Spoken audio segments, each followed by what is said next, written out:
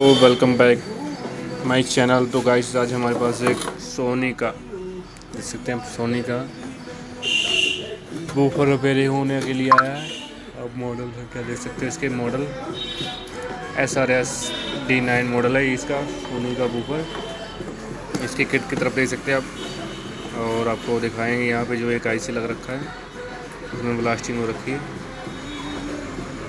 Kit देखो आप, इसकी सोनी की बूफर की किट बेस्ट क्वालिटी का सोनी के बूफर होते हैं।